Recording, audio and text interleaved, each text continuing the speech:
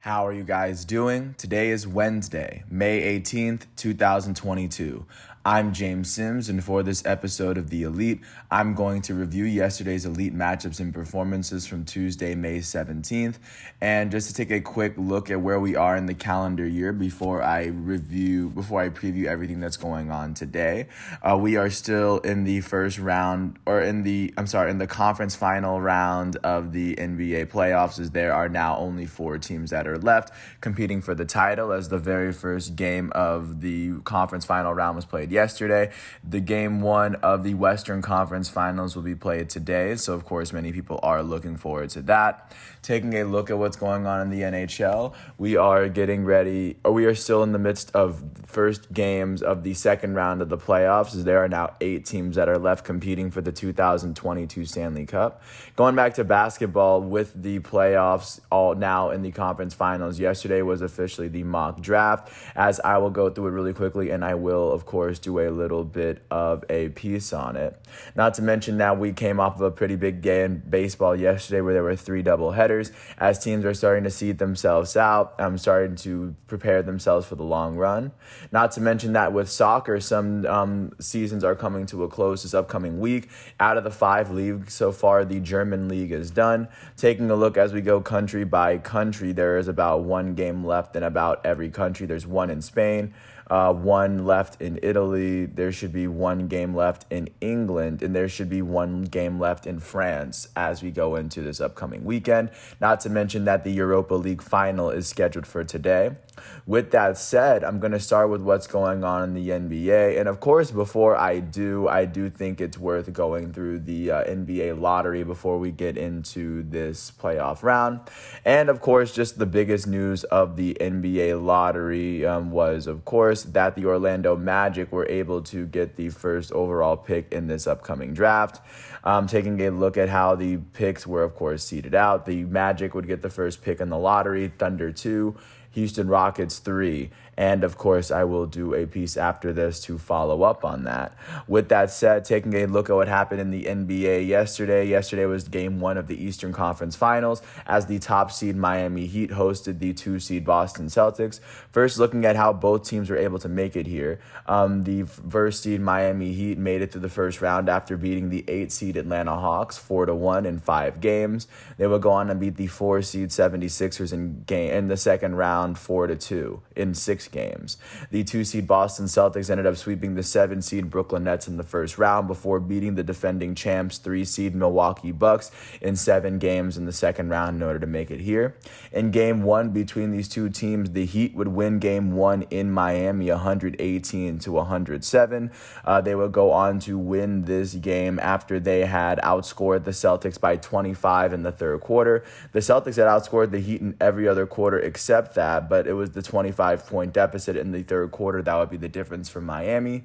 On the losing end of this matchup, the second seed Boston Celtics were led in scoring by their elite starting small forward out of Duke, Jason Tatum. He finished with 29 points, 8 rebounds, 6 assists, 4 steals, and 7 turnovers in 44 minutes. He shot 10 for 21 from the field, 2 for 9 from 3, and 7 for 9 from the free throw line. Their starting shooting guard, Jaylen Brown, finished with 24 points and 10 rebounds in 43 minutes. He shot 7 for 17 from the field, 4 for 8 from 3, and he would shoot 6 for 10 from the free throw line. The Celtics starting center, Robert Williams III, finished with 18 points, 9 rebounds, and 2 blocks in 28 minutes. He shot 6 for 8 from the field and 6 for 7 from the free throw line. Their point guard off the bench, Peyton Pritchard, finished with 18 points and 5 rebounds in 30 minutes. He shot 6 for 16 from the field, 4 for 11 from 3, and he made both of his free throws. On the winning end of this matchup, the top seed Miami Heat at home were led in scoring by their elite starting small forward, Jimmy Butler out of Marquette. He finished with 41 points, 9 rebounds, 5 assists, 4 steals, and 3 blocks in 41 minutes. minutes. He shot 12 for 19 from the field and 17 for 18 from the free throw line. Miami's starting point guard Gabe Vincent finished with 17 points and 3 blocks in 34 minutes. Their point guard off the bench, Tyler Hero, had 18 points and 8 rebounds in 27 minutes. Their starting shooting guard, Max Strus, finished with 11 points and 2 steals in 30 minutes. Their starting center, Bam Adebayo, finished with 10 points and 4 blocks in 37 minutes. With this win, the top seed Miami Heat now lead this series 1-0, as they are now 3 wins away from making it to the NBA Finals. The Celtics have to win 4 of the next 6. Game 2 will be played in Miami tomorrow on ESPN. What they win here, the Heat would be 2 wins away, and what they win here, the Boston Celtics could even it up, making it a best-of-5 series going forward. But right now, Miami has the advantage. Taking a look at what's going on today should be Game 1 of the Western Conference Finals, as the 3-seed Golden State Warriors are set to host the 4-seed Dallas Mavericks in the Chase Center. Looking at how both teams got here, the 3-seed Golden State Warriors won in the first round after beating the 6-seed Denver Nuggets, led by the back-to-back NBA MVP Nikola Jokic. Warriors won that series in 5 games. And then in the second series, they beat the 2-seed Memphis Grizzlies in 6 games. Looking at how the 4-seed Mavericks got here, they beat the 5-seed Utah Jazz by 6 in the first round, or in 6 games in the first round. And then they will go on to beat the top seed Phoenix Suns by 7 in the first round. So, of course, both teams, very big accomplishment to make it here. The winner of this series will go on to the NBA Finals to face off against either the top seed or the second best team in the East, the Heat or the Celtics. So that's what the NBA is looking like, as we are now down to 4 teams left competing for that title. Taking a look at what's going on in the NHL now, as we look at the first 2 of the 4 games in the second round of the Stanley Cup playoffs. First game would take place in Florida between the top seed in the Atlantic Division, the Florida Panthers, and the 3-seed Tampa Bay Lightning, who are the defending back-to-back Stanley Cup champs. In game 1, the Lightning would end up beating the Panthers 4-1 to take a series lead while playing in the Panthers' home stadium. The Panthers would score the first goal of this game. The Lightning would tie it up in the second off of a power play goal from Corey Perry. They would take the lead in the third period from Pierre-Edouard Bellemare, and they would score 2 more goals to, of course, give themselves the first win. The first star of this matchup went to Tampa's goalie, Andrei Vasilevskiy, as he had 33 saves, only allowing 1 goal on the night. The second star of the game went to Tampa Bay's right winger, Nikita Kucherov, as he had a goal and an assist. The third star of the game went to Tampa Bay's right winger, Corey Perry, as he had a goal and an assist as well. With this win, the Tampa Bay Lightning now hold a 1-0 series lead, as Game 2 will be at home for the Florida Panthers.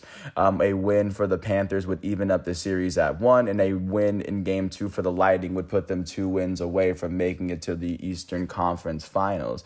The winner of this matchup will go on to the next round to face off against the winner between the Carolina Hurricanes and the New York Rangers from the Metropolitan Division. Taking a look at the second game that took place yesterday, as it was in Denver, the Colorado Avalanche, the top seed from the Central Division, went on to host the St. Louis Blues, the third seed from this division. Looking, of course, at how both teams were able to make it this far.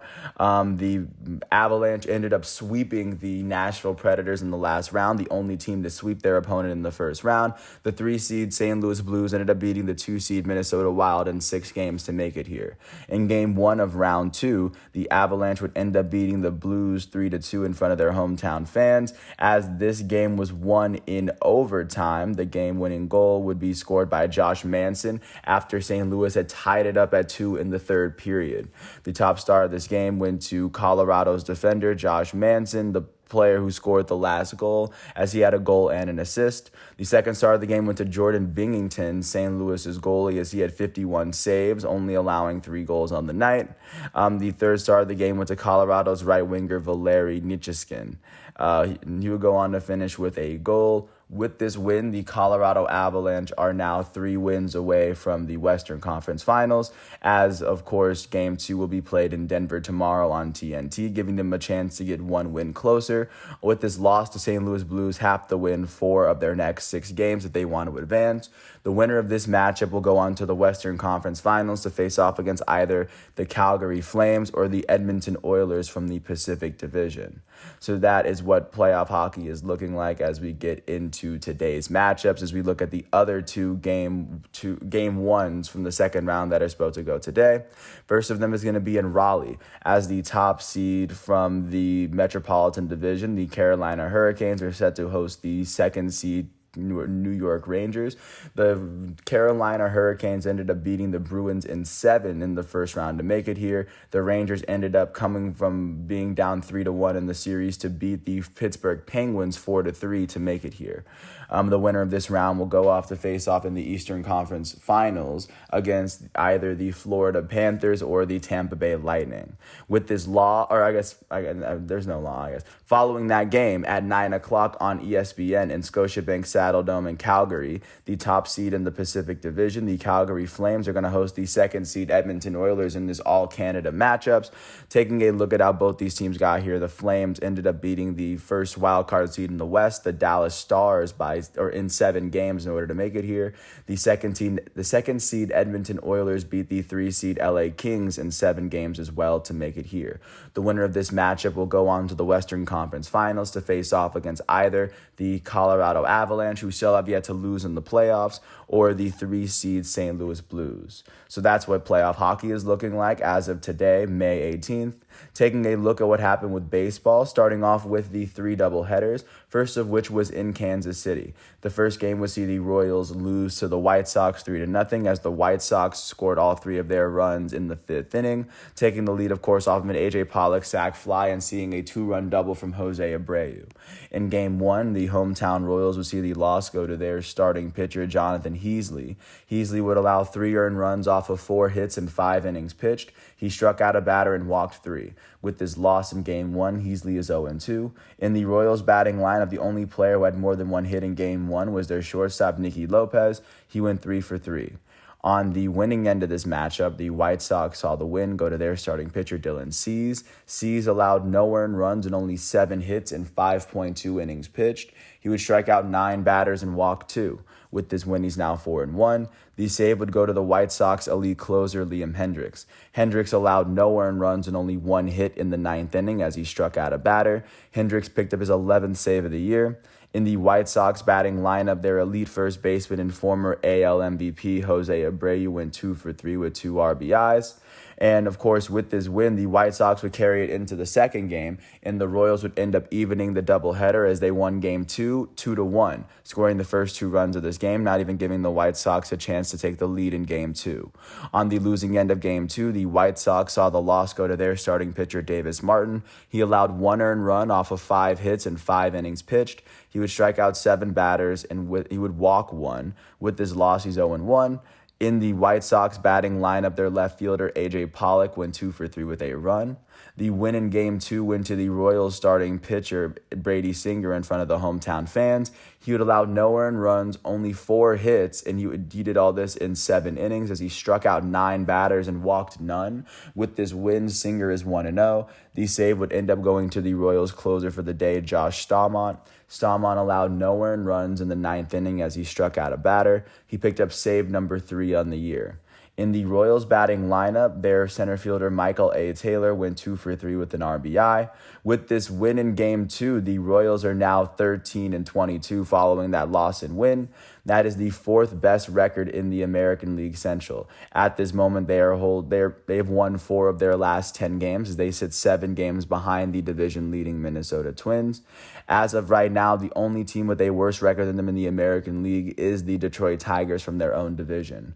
With this win and loss, the Chicago White Sox are 18-18. That is the 2nd best record in the American League Central.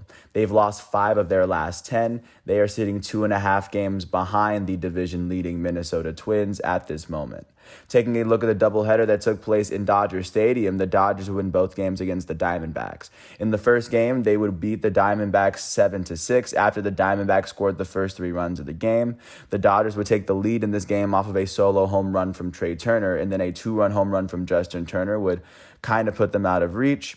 On the losing end of Game 1, the Diamondbacks would, of course, be led out by their starting pitcher, Tyler Gilbert. Gilbert would go on to pick up the loss for the day as he allowed 6 earned runs off of 7 hits and 5.2 innings pitched. He struck out 6 batters and walked 2. With this loss, Gilbert is 0-2 on the year for the Diamondbacks. In their batting lineup, their pinch-hitting second baseman Ketel Marte went 2 for 2 with 2 RBIs. And on the winning end of this matchup of Game 1, the hometown Dodgers would be led out by their starting pitcher, Ryan Pepiot. Pepiot would allow 3 earned runs off of 2 hits in 4 innings pitched. He struck out 5 batters and walked 3. The win for the Dodgers would go to their second relief pitcher, Mitch White. White would allow 2 runs off of 1 hit, and he would strike out 3 batters and walk 1 in that span. With this win, he's now 1-0 before he ended up getting pulled in the 7th. The save would go to the Dodgers elite closer, Craig Kimbrell. Kimbrell allowed 1 earned run off of 1 hit in the 9th inning as he struck out 3 batters and walked 1. This would be Kimbrell's 7th save of the year. In the Dodgers batting lineup, their elite right fielder and former champion Mookie Betts ended up going 3 for 4 with 2 RBIs and 2 runs as he hit his 8th home run of the year. He was the only player on the team with a multi-hit game, and this would, of course, transition into Game 2 where the Dodgers would win it 12-3. In this matchup, the Diamondbacks scored the first two runs of the game, and the Dodgers would even it up at the end of 1. They would take the lead in the second off of a 2-run double from Gavin Lux and really kind of go wild from there. On the losing end of this matchup, the Arizona Diamondbacks would see the loss go to their starting pitcher, Merrill Kelly. Merrill Kelly would go on to allow 8 earned runs off of 5 hits in the 2 innings that he pitched. He would strike out 2 batters and walk 4. With this loss, he's now 3-2. In the Diamondbacks batting lineup, their left fielder, Cooper Hummel, would end up going 2 for 4 for the day. Their first baseman, Christian Walker, would end up going 2 for 4 with an RBI and a run, as he hit his 9th home run of the year. And then Arizona center fielder, Alek Thomas, would end up going 2 for 4. On the winning end of this matchup, the hometown LA Dodgers saw the win in Game 2 go to Tyler Anderson as he allowed 2 earned runs off of 7 hits in the 7 innings he pitched. He struck out 7 batters, and with his win, he's 4-0. In the Dodgers batting lineup, their elite first baseman and reigning champion Freddie Freeman went 3 for 4 with 3 RBIs and 2 runs as he hit 3 doubles on the day yesterday. Their elite shortstop Trey Turner went 2 for 4 with 4 RBIs and a run. And then their second baseman Gavin Lux went 2 for 4 with 2 RBIs and 2 runs. With these wins, the LA Dodgers are now 24-12. That is currently the best record in the National League West. Win percentage-wise, it is the best record in the National League. So far, the only team with a better record than the Dodgers in the major leagues, win percentage-wise, is the New York Yankees. The Dodgers have won their last 4 games. Their 4-game winning streak is tied with the Chicago Cubs for the longest active winning streak in the National League. And their 4-game winning streak is, of course, tied for the longest active winning streak in the majors right now. The Dodgers have won 5 of their last 10 games. They are sitting a game ahead of the second-place San Diego Padres in their own division. With these losses, the Arizona Diamondbacks are 18-20. That is the 4th best record in the National League West. They have now lost their last 5 games. The Diamondbacks' 5-game losing streak is the longest active losing streak in the National League. It is tied with the Baltimore Orioles for the longest active losing streak in baseball. The Diamondbacks have now lost 6 of their last 10 games. They are sitting 7 games behind the division-leading LA Dodgers at this point. Jumping out to Queens, the New York Mets hosted the St. Louis Cardinals for a doubleheader. The Mets would score 3 runs in both games. They would win the first one 3-1, and the Cardinals would beat the Mets 4-3 in the second one. In Game 1, the Mets would beat the Cardinals 3-1 after scoring the first 3 runs of the game in the second and third inning. In Game 1, the loss for the Cardinals went to their starting pitcher, Miles Mikolas. Mikolas allowed 3 runs off of 7 hits in 6 innings pitched. He would strike out 5 batters and walk 1. With this loss, he's now 3-2. In the Cardinals batting lineup, their right fielder Dylan Carlson ended up going 2 for 4 as he was the only player with more than 1 hit. Their elite designated hitter Paul Goldschmidt went 1 for 4 with an RBI and a run as he hit home run number 5. On the winning end of Game 1, the Mets would see the start go to Trevor Williams. Trevor Williams would allow no earned runs and only 4 hits in 4 innings pitched. He struck out 6 batters on the day. The win in Game 1 went to the Mets' first relief pitcher, Jake Reed. Reed allowed no earned runs in 2 innings, and he would strike out 2 batters and walk 2. With this win, he's now 1-0. The save would go to the Mets closer for the day, Edwin Diaz. Edwin Diaz would allow no earned runs and only 1 hit in the 9th inning as he struck out all 3 of the batters he needed to get out. He would walk 1 as well. He would pick up his 9th save of the year. In the Mets win yesterday, their left fielder Jeff McNeil went 2 for 4 with an RBI and a run. Their first baseman Dominic Smith went 2 for 4 with an RBI and a run, and their third baseman, Eduardo Escobar would end up going 2 for 3. And with this win, of course, it would carry into Game 2. The Cardinals would pick up their 20th win of the season after beating the Mets 4-3 in Game 2. After the Mets tied the game up at 3 in the bottom of the 8th, it would be a Tyler O'Neill RBI single to give the Cardinals their win yesterday. On the losing end of Game 2, the Mets were led out by Taijuan Walker. Walker allowed 3 earned runs off of 7 hits and 5 innings pitched. He would strike out 4 batters and walk 2. The loss would go to the Mets setup relief closer Joely Rodriguez, as he allowed 1 run and he would go on to pitch 0.2 innings as he ended up finishing the 8th inning. He would walk 2 batters, and with this loss, he's 0-2. In the Mets batting lineup, nobody on their team would finish with more than 1 hit, as Mark Canha, their left fielder, would hit his 3rd home run of the day, and then Eduardo Escobar, their 3rd baseman, would hit his 2nd home run of the season. On the winning end of this matchup, the St. Louis Cardinals were led out by Steven Matz, who I believe used to be a Mets pitcher. He allowed 2 earned runs off of 3 hits and 5 innings pitched. He would strike out 7 batters. The win would go to the Cardinals setup relief pitcher Ryan Helsley, as he allowed 1 run off of 1 hit in the 8th inning. He would strike out 2 batters and walk 1. He picked up his first blown save of the year, but with this win, he's 2-0. The save would go to the Cardinals closer Giovanni Gallegos. He allowed no earned runs and only 1 hit in the 9th inning, as he struck out 2 batters and walked 1. This is his 7th save of the year. In the Cardinals batting lineup for Game 2, their elite first baseman Paul Goldschmidt went 3 for 5 with 2 RBIs on the day. And then their catcher for the day, Andrew Nizer, would end up going 2 for 4 with a run. With this loss and win, the St. Louis Cardinals are 20-16. That is the 4th best record in the National League Central, as they've won 4 of their last 10. They are sitting 2.5 games behind the division-leading Milwaukee Brewers at this point. And then with this win and loss, the New York Mets are now 24-14. That is the best record in the National League East still. They are holding on to the 3rd best record in the National League behind the LA Dodgers and the San Diego Padres. They've lost 5 of their last 10 games. They are sitting 6 games ahead of the Miami Marlins and the Philadelphia Phillies, who are tied for the 2nd best record in the National League East at this moment.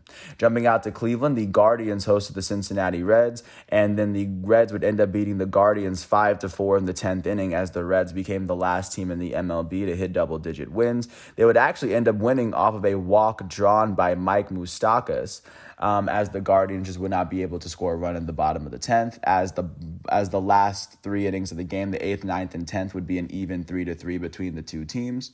On the losing end of this matchup, the hometown Cleveland Guardians would see the start go to Zach Plesac. Plesac pitched the first 6 innings of the game, as he allowed 2 earned runs and only 6 hits. He would strike out 3 batters and walk 2. The loss would end up going to the Guardians closer, Nick Sandelin. He allowed 1 run in the 10th inning, as he struck out 2 batters and walked 3. With this loss, he's 3-2. In the Guardians batting lineup, nobody on their team finished with more than 1 hit. The only home run was hit by their first baseman, Owen Miller. He went 1 for 4 with 2 RBIs and a run. He hit his 4th home run of the season. On the winning end of this matchup, the Cincinnati Reds were led out by their starting pitcher, Connor Overton. Overton allowed 2 earned runs off of 3 hits and 7.2 innings pitched. He struck out 2 batters and walked 1. The win would go to the Reds setup relief pitcher Art Warren. He allowed 2 earned runs off of 1 hit in the 9th inning, as he walked a batter. He picked up his 2nd blown save of the year, but with this win, he's 2-1. The save would end up going to the Reds closer Alexis Diaz. Diaz allowed no earned runs in the 10th inning, as he struck out 3 batters and walked 2. This is his 2nd save of the year. In the Reds batting lineup, their catcher Tyler Stevenson went 2 for 5 with an RBI. Their right fielder Tyler Naquin went 2 for 4 with an RBI and 2 runs. Their shortstop Kyle Farmer would end up going 3 for 3. And with this win, the Cincinnati Reds are now 10-26. That is the worst record in the National League Central, the worst record in the National League, and the worst record in all of baseball right now. They're the only team who's won less than 30% of their games so far. They've now won 6 of their last 10 games, by the way. They're sitting 12.5 games behind the division-leading Milwaukee Brewers in the NL Central at this point. With this loss in the American League Central, the Cleveland Guardians are 16-18. That is the third best record in their division, as they've lost their last 2 games. They've lost 5 of their last 10. They are sitting 3.5 games behind the division-leading Minnesota Twins right now. Taking a look at what happened in Tampa, the Tampa Bay Rays hosted the Detroit Tigers. The Rays would end up beating the Tigers 8-1, as the Tigers are still the worst. They still hold the worst record in the American League. The Tigers scored their lone run in the 5th inning, as they never even had a chance to be in this game with the Rays. On the losing end of this matchup, the Tigers would see the loss go to their starting pitcher, Beau Brieske. Beau Brieske would allow 6 earned runs off of 9 hits and 5.1 innings pitched. He would strike out 4 batters and walk 1. With this loss, Brieske is 0-3. In the Tigers batting lineup, their right fielder Robbie Grossman went 2 for 4. On the winning end of this matchup, the hometown Tampa Bay Rays would see the win go to their starting pitcher Shane McClanahan. He allowed 1 earned run off of 4 hits and 7 innings pitched, as he struck out 7. With this win, he's now 3-2. In the Rays batting lineup, their third baseman, Yandy Diaz, ended up going 2 for 4 with a run. Their designated hitter, Harold Ramirez, went 2 for 4 with a run as well. Their center fielder, Kevin Kiermaier, went 3 for 4 with 2 RBIs and 2 runs. Their elite left fielder in the reigning American League Rookie of the Year, Randy Arozarena, went 1 for 3 with 2 RBIs and 2 runs. He hit his second home run of the season. With this win, the Tampa Bay Rays are 22-15. That is the second best record in the American League East. They've won 5 of their last 10 games, as they sit 5.5 games behind the division-leading New York Yankees in their division. With this loss, the Detroit Tigers are now 13-24. That is the worst record in the American League Central. It is the worst record in the American League. The only 2 teams with worse records than the Tigers right now are the Washington Nationals and the Cincinnati Reds in the National League. The Tigers have now lost 5 of their last 10 games. They are sitting 8 games behind the division-leading Minnesota Twins. Taking a look at what's going on in Miami, not that far away, the Miami Marlins went on to host the Washington Nationals. The Marlins went on to beat the Nats 5-1. They scored 4 runs before the Nats scored their lone run of the game, as the Nats really didn't really have a chance in this game. On the losing end of this matchup, the Nationals will see the loss go to their starting pitcher, Joan Adon. Adon would allow 1 earned run off of 5 hits and 4.2 innings pitched. He would strike out 2 batters, and with this loss, he's 1-7. In the Nationals batting lineup, their second baseman, Cesar Hernandez, went 2 for 4, and then their center fielder, Victor Robles, would also go 2 for 4 with a run. On the winning end of this matchup, the hometown Miami Marlins would see the start go to Cody Poteet. Cody Poteet would allow no earned runs and only 1 hit in 4.2 innings pitched. He struck out 4 batters and would walk 1. The win will go to the Miami Marlins first relief pitcher, Anthony Bender, as he allowed no earned runs off of 2 hits, and he would pitch 1 full inning as he struck out a batter. With this win, he's 1-3. In the Marlins batting lineup, their first baseman, Jesus Aguilar, went 2 for 4. Their shortstop, Miguel Rojas, went 3 for 4 with an RBI and 2 runs, as he hit his second home run of the year. With this win, the Miami Marlins are now 17-19. That is the second best record in the National League East, as they are tied with the Philadelphia Phillies. They've won their last 2 games, and they've won 5 of their last 10. They are now sitting 6 games behind the division-leading New York Mets in the NL East. And right now with this loss, the Washington Nationals are 12-26. They've now lost their last 3 games, and they've lost 7 of their last 10. They are currently sitting 12 games behind the division-leading New York Mets. And taking a look at what's going on in Philadelphia, the Phillies went on to host the San Diego Padres. The Padres went on to beat the Phillies 3-0, as they held the Phillies to only 5 hits all game. On the losing end of this matchup, the hometown Phillies saw the loss go to their starting pitcher, Zach Eflin. Eflin allowed 1 earned run off of 5 hits and 6 innings pitched. He would strike out 5 batters, and with this loss, he's 1-3. In the Phillies batting lineup, their elite designated hitter, Nick Castellanos, was the only player with a multi-hit game. He would go 2 for 4. On the winning end of this matchup, the San Diego Padres would see the win go to their starting pitcher, Mike Clevenger. Clevenger allowed no earned runs and only 1 hit in 5 innings pitched. He would strike out 5 batters. And with this win, he's now 1-0. The save would end up going to the Padres closer, Taylor Rogers. Taylor Rogers would allow no earned run and only 1 hit in the 9th inning. He would strike out a batter. This would be his 14th save of the year. In the Padres batting lineup, their designated hitter, Robinson Cano, would go 2 for 4 with a run. With this win, the San Diego Padres are 23-13. That is the second best record in the National League West. They've now won their last 2 games, and they've won 6 of their last 10. They are now sitting a full game behind the division-leading LA Dodgers at this point, as they hold the second best record in the National League. With this loss, the Philadelphia Phillies are 17-19. They are tied with the Miami Marlins for the second best record in the NL East. They've now lost their last 2 games, and they've lost 4 of their last 10. They are sitting 6 games behind the division-leading New York Mets at this moment. Taking a look at what happened in Baltimore, the Orioles hosted the New York Yankees, and the hottest team in baseball struck again, beating the Orioles 5-4. The Orioles did hold a 3-2 lead in the 4th inning as the Yankees they would tie it back up in the 3rd off of a solo home run from Aaron Judge. They would take the lead off of a ground out from DJ LeMahieu, and of course they would run away with it, making it so the Orioles would not have a lead again. On the losing end of this matchup, the hometown Baltimore Orioles were led out by Spencer Watkins. Watkins allowed 2 earned runs off of 4 hits in 4 innings pitched. He would strike out a batter and walk 3. The loss would end up going to the Orioles' second relief pitcher, Dylan Tate. Dylan Tate would come into this matchup and allow only 2 runs off of 2 hits as he pitched 1.2 innings. He would walk a batter before he was eventually pulled in the 7th inning, and with this loss, he's 0-2. In the Orioles batting lineup, their first baseman, Trey Mancini, went 2 for 4 with a run, and then their third baseman in this matchup, Tyler Nevin, would end up going 2 for 3 with an RBI and a run. On the winning end of this matchup, the New York Yankees were led out by their starting pitcher, Jameson Taillon. Taillon allowed 3 earned runs off of 6 hits in 5 innings pitched. He would strike out 2 batters and walk 1. The save would go to the Yankees' elite closer, Aroldis Chapman, as he allowed an earned run off of 3 hits in the 9th inning. He would strike out a batter, and this would be his 9th save of the year. In the Yankees batting lineup, their elite center fielder Aaron Judge went 4 for 5 with 3 RBIs and 2 runs. He would hit his 13th and 14th home runs of the season. And then their elite second baseman Gleyber Torres went 2 for 5 with a run.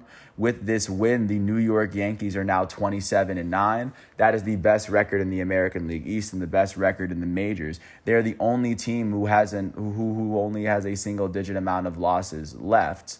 And of course, they're the only team who's won at least 70% of their games this season. So the Yankees are playing incredibly well. They're on a 3-game winning streak, and they've won 8 of their last 10. They are sitting 5.5 games ahead of the second-place Tampa Bay Rays in their own division. With this loss, the Baltimore Orioles are 14-23. That is the worst record in the American League East. They are currently on a 5-game losing streak. Their 5-game losing streak is the longest active losing streak in the American League.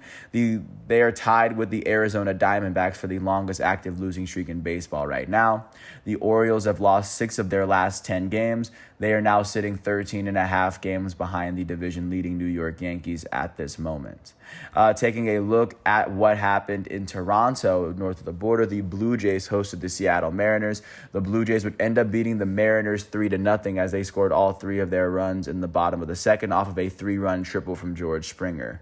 On the losing end of this matchup, the Mariners saw the loss go to their starting pitcher, Logan Gilbert.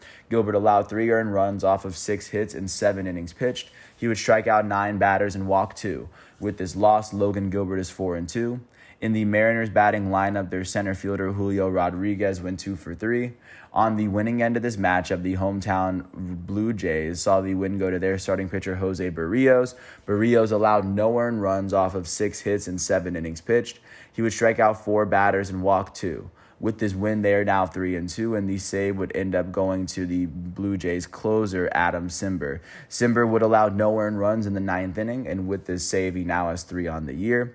In the Blue Jays batting lineup, nobody on their team would finish with more than one hit, as it was a complete team effort. George Springer would go on to finish with 3 RBIs on the day. He now is 21 on the year. With this win, the Toronto Blue Jays are 20-17. That is the third best record in the American League East. They've now won their last 2 games, and they've won 4 of their last 10. They are now sitting 7.5 games behind the division-leading New York Yankees, as they are the third team in their division across the 20-win threshold. The AL East is so far the only division in the American League, and the second division in baseball alongside the NL West, where they have 3 teams with 20 wins so far.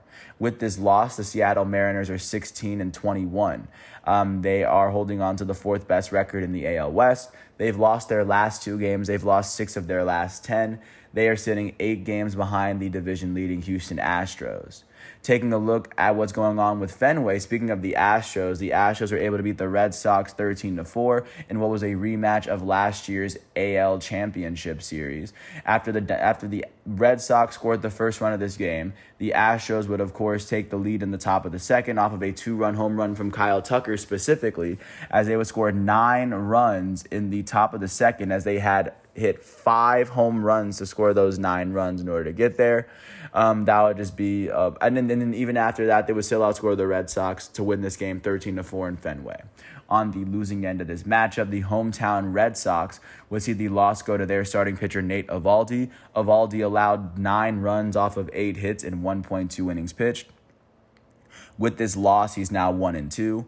In the Red Sox batting lineup, their elite third baseman Rafael Devers went 3 for 4 with an RBI and 2 runs. He hit his 7th home run of the year. Their elite designated hitter JD Martinez went 3 for 5 with 2 RBIs and a run. He hit his 5th home run of the season. Their left fielder Alex Verdugo went 2 for 5. Their elite second baseman Trevor Story went 2 for 4 with a run, as the team had 13 hits on the day. On the winning end of this matchup, the Houston Astros saw the win go to their starting pitcher, Jose Urquidy. He allowed 4 earned runs off of 12 hits in 5 innings pitched as he struck out a batter. With this win, Urquidy is 3-1. In the Astros batting lineup, their designated hitter, Michael Brantley, went 2 for 5 with 3 RBIs and a run. Additionally, their left fielder, Yordan Alvarez, went 2 for 4 with an RBI and 3 runs. He hit home run number 12 of the year. Their first baseman and reigning AL batting champ, Yuli Gurriel, went 2 for 5 with 2 RBIs and 3 runs. He would go on to have a good game for himself. Their right fielder and former All-MLB outfielder, Kyle Tucker, went 2 for 5 with 6 RBIs and 2 runs, as Kyle Tucker hit his 6th and 7th home runs of the year. And then Houston's shortstop in this matchup, Jeremy Pena, would end up going 2 for 5 with an RBI and a run. He hit his 7th home run of the year. With this win, the Houston Astros are 24-13. That is the best record in the American League West, as they've won 8 of their last 10. They sit a game ahead of the second-place LA Angels, as they have 2 less losses than the Angels at this point. Sitting behind the Yankees, the Astros have the second-best record in the American League at this point. With this loss, the Boston Red Sox are 14-22.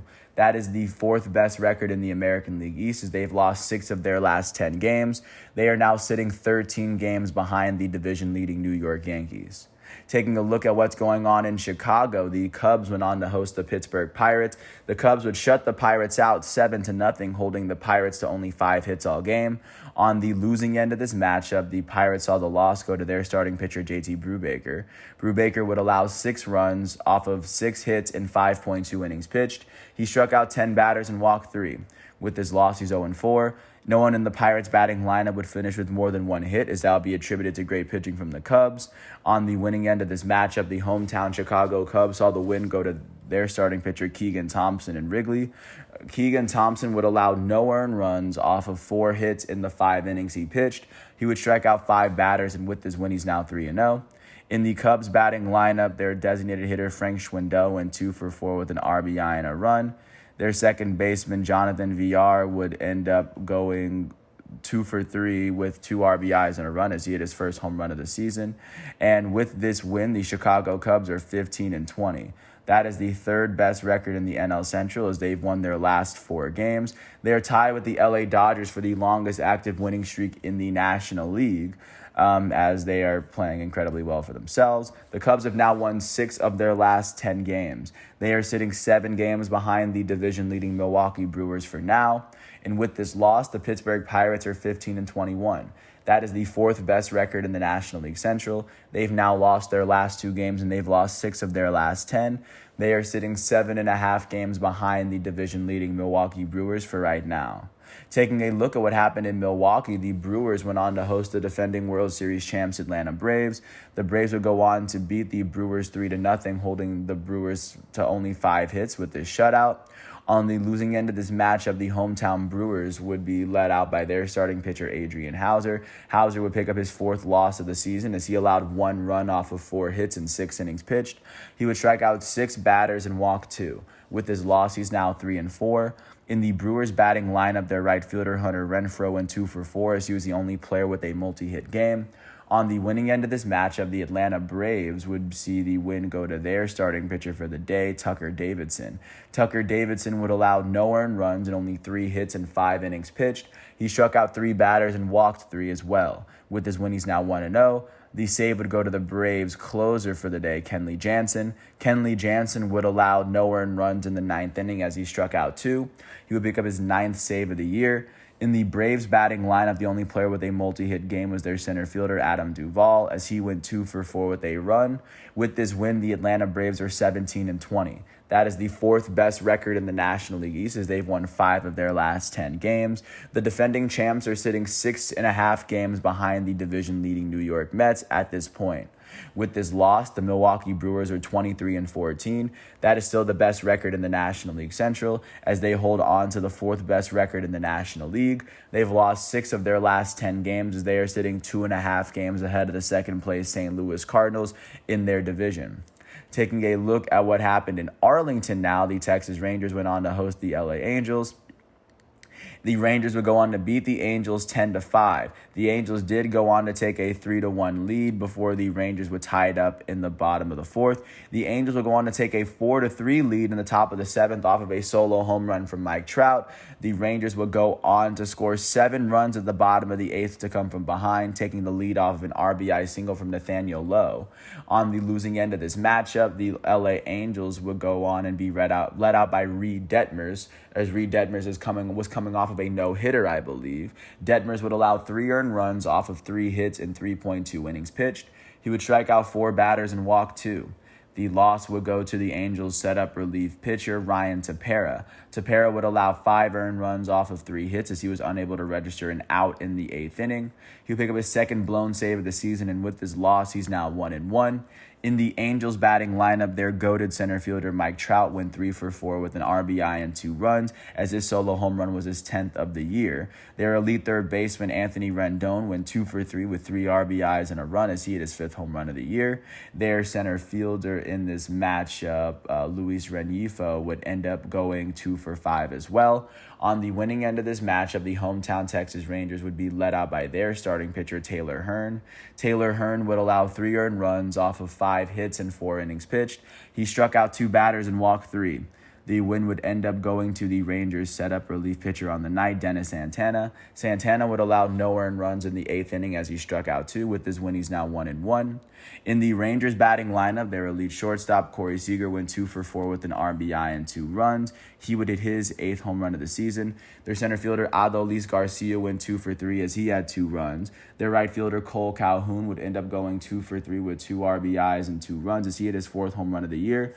And then their center fielder in this matchup, Sam Huff, would end up going 3 for 4 with 2 RBIs and a run. With this win, the Texas Rangers are 16-19. That is the 3rd best record in the American League West as they've now won their last 3 games and they've won 6 of their last 10. They are now sitting 7 games behind the division-leading Houston Astros.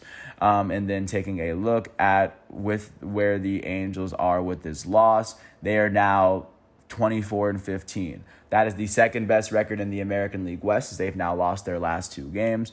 They have now lost 4 of their last 10. At this moment, they sit a full game behind the division-leading Astros. They both have 24 wins, but the Angels have 2 more losses than the Astros right now. Taking a look at what happened in Denver, the Colorado Rockies hosted the San Francisco Giants. The Giants would end up beating the Rockies 10-7, as the Rockies never really had a lead in this game. They didn't really have a chance. They scored the last 5 runs of the game, but it still wouldn't be enough. On the losing end of this matchup, the hometown Rockies saw the loss go to their starting pitcher, Chad Kuhl. Kuhl would allow 6 runs off of 8 hits in 3 innings pitched. He would walk a batter, and with his loss, he's 3-2. In the Rockies batting lineup, their first baseman, C.J. Cron, went 3 for 5 with an RBI and 3 runs. Their third baseman, Ryan McMahon, went 2 for 4 with 2 RBIs and a run. Their second baseman, Brendan Rodgers, went 2 for 4 with an RBI. On the winning end of this matchup, the Giants would see the win go to their starting pitcher, Alex Cobb. He allowed 7 earned runs off of 10 hits and 5.1 innings pitched. He would strike out 4 batters and walk 1. With this win, he's now 3-1. And then the save would end up going to the Giants' closer for the day, Camilo Doval. Doval would allow no earned runs off of 1 hit, as he would strike out a batter and walk 2. He picked up his 7th save of the year. In the Giants' batting lineup, their designated hitter, Tommy La Stella, will go 3 for 5 with an RBI and a run. Their center fielder, Mike Yastrzemski, went 3 for 4 with 2 RBIs and 3 runs. And then their left fielder, Darren Ruff, would go 2 for 3 with 3 RBIs and 2 runs. Their shortstop, Brandon Crawford, went 3 for 5 with an RBI and a run, as he hit his first triple of the year. And then their second baseman, Thairo Estrada, went 2 for 5 with 2 RBIs. Going back to Tommy La Stella, he would go on to hit his first home run of the season. And with this win, the San Francisco Giants are 22-14. That is the 3rd best record in the National League West. They've won their last 2 games, and they've won 8 of their last 10. They are sitting 2 games behind the division-leading LA Dodgers, and with this loss, the Colorado Rockies are 17-19. That is the worst record in the National League West. They've now lost their last 3 games. They are tied with the Nationals for the second longest active losing streak in the National League, behind the Arizona Diamondbacks. The Rockies have lost 8 of their last 10 games. They are now sitting 7 games behind the division-leading LA Dodgers. Last but not least, taking a look at what happened in the Bay, the Oakland Athletics hosted the Minnesota Twins, and the Athletics would end up beating the Twins 5-2. After the Twins would tie the score up at 2 in the top of the 6th, the Athletics would score 3 runs in the bottom of the 7th to separate them. The first of which was an RBI double from Seth Brown to give the A's the lead. On the losing end of this matchup, the Minnesota Twins would be led out by their starting pitcher for the day, Dylan Bundy. Dylan Bundy would allow no earned runs and only 2 hits in 3 innings pitched. He would strike out 3 batters and walk 2. The loss for the Twins went to their first relief pitcher, Josh Winder. Winder would allow 5 earned runs off of 9 hits in 3.2 innings. He would strike out a batter and walk 2 before he was pulled in the 7th, and with this loss, he's 2-2. In the Twins batting lineup, their right fielder, Max Kepler, went 2 for 3. And then their shortstop in this matchup, Royce Lewis, would end up going 2 for 4 with an RBI and a run for the day. He would go on to hit his 2nd home run of the year. On the winning end of this matchup, the hometown Oakland Athletics would be led out by James Caprillion. He allowed 2 earned runs off of 4 hits and 5.1 innings pitched. He would strike out 6 batters and walk 1. The win would go to the A's setup relief pitcher, Zach Jackson. Jackson would allow no earned runs off of 1 hit in 1.1 innings pitched. He would strike out 2 batters and walk 2. He would go on, and with this win, he's now 1-1, and the save would end up going to the Athletics closer for the day, Danny Jimenez. Jimenez allowed no earned runs as he finished the 8th inning and pitched the entire 9th. He would strike out a batter, and he picked up his 7th save of the year. In the Athletics batting lineup, their designated hitter, Jed Lowry, would end up going 2 for 2 for the day, as he would have a multi-hit game. In addition to him, their first baseman, Seth Brown, would end up going 2 for 4 with an RBI and a run.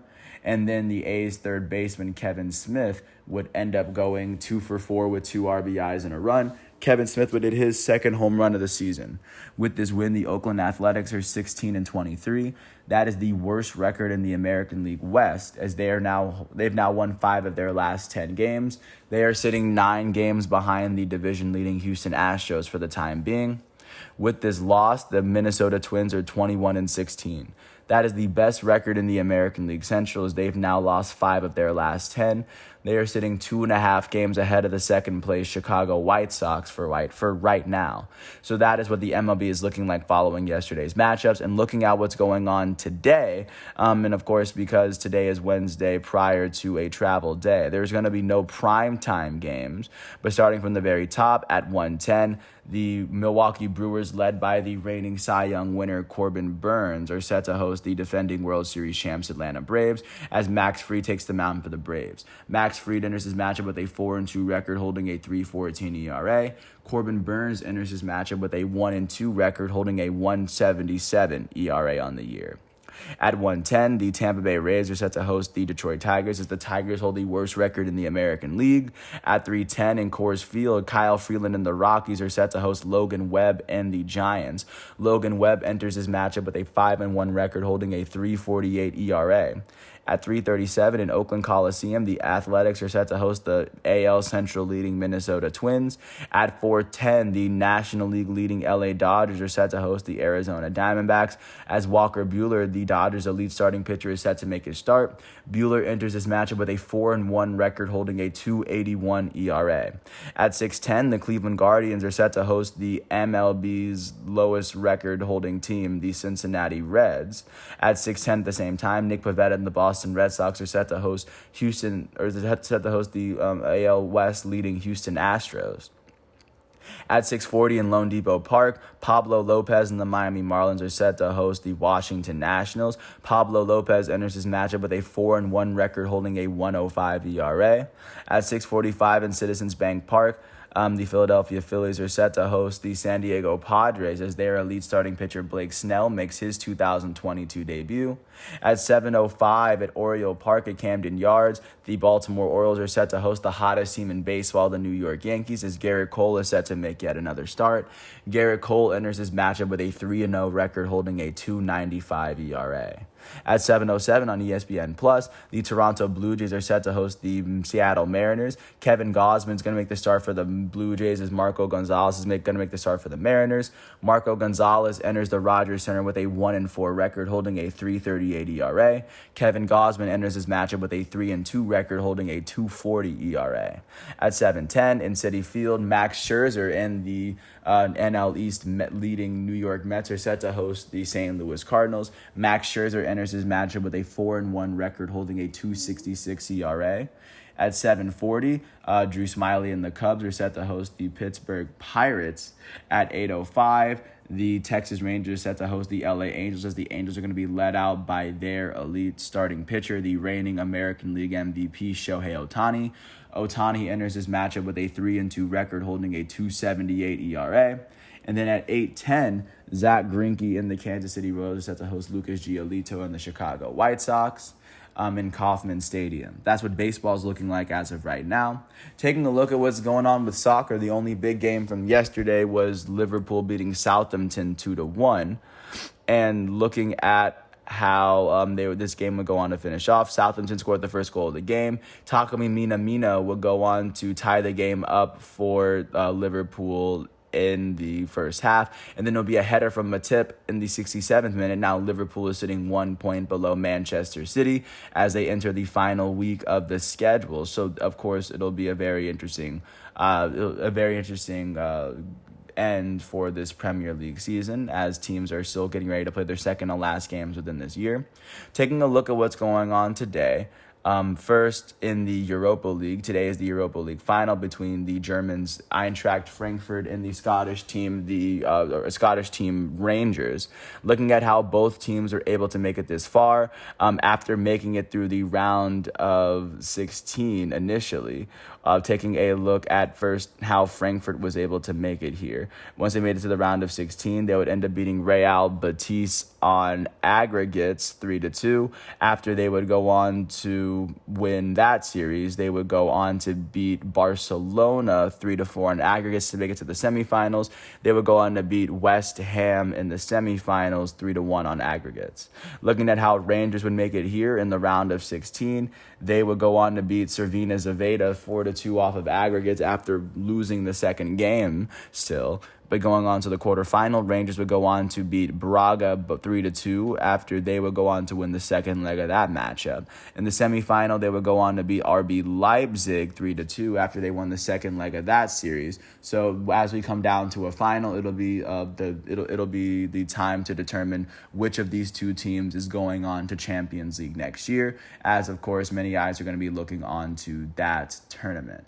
But of course, with that said, that's really all that's going on in Europe today as we navigate through this world of soccer one day at a time. And I do want to take this time to thank the ESPN, the NBA, NHL, and MLB, and even the FIFA sites for giving me all the facts and figures I need. I do want to thank everyone for listening. I hope all is well, and I do apologize for butchering the names. I do plan on getting better with them, but I do want to thank everyone once again for helping me. I hope all is well, and I will come back tomorrow on Thursday, May 19th for another episode. So until then, thanks for listening. I hope all is well, and I will catch you with more tomorrow. Peace out.